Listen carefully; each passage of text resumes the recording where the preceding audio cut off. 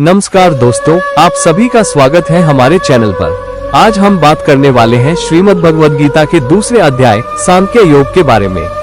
यह अध्याय केवल एक धार्मिक ग्रंथ नहीं बल्कि जीवन जीने की कला सिखाता है।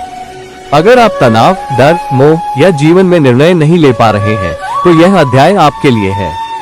तो आइए शुरू करते हैं। पृष्ठभूमि: अर्जुन कर्मों महाभारत का युद्ध शुरू होने ही वाला है। कुरुक्षेत्र में दोनों सेनाएं आमने सामने खड़ी हैं।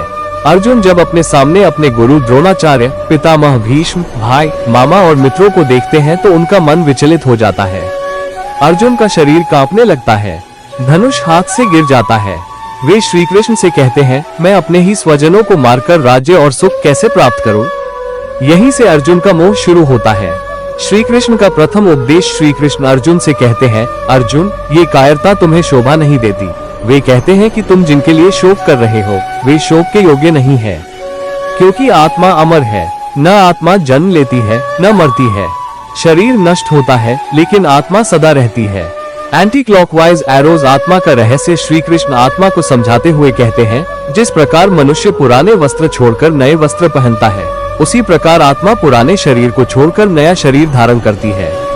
आत्मा को न शस्त्र काट सकते हैं, न अग्नि जला सकती है, न जल भिगो सकता है, न वायु सुखा सकती है।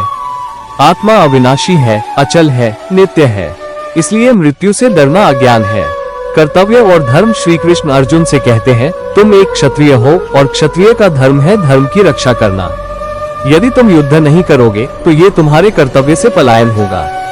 कर्तव्य से भागने वाला न शांति पाता है न सम्मान। इसलिए धर्म के लिए किया गया कर्म पाप नहीं होता। फायर कर्मयोग का उपदेश यह अध्याय का सबसे महत्वपूर्ण भाग है।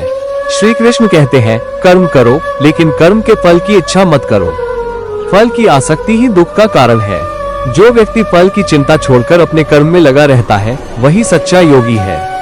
सुख दुख, लाभ हानि, जय पराजय में समान रहना समत्व योग कहलाता है। यही है कर्मयोग। स्थिर बुद्धि वाला पुरुष: श्री कृष्ण बताते हैं, स्थिर बुद्धि वाला व्यक्ति न अधिक हर्षित होता है न अधिक दुखी। उसकी इंद्रियां उसके नियंत्रण में होती हैं। वो राग और द्वेष से मुक्त होता है। ऐसा व्यक्ति जीवन में सच्ची शांति पाता है।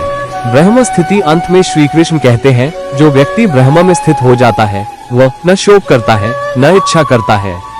वो मृत्यु के समय भी शांत रहता है। यही है जीवन की सर्वोच्च अवस्था।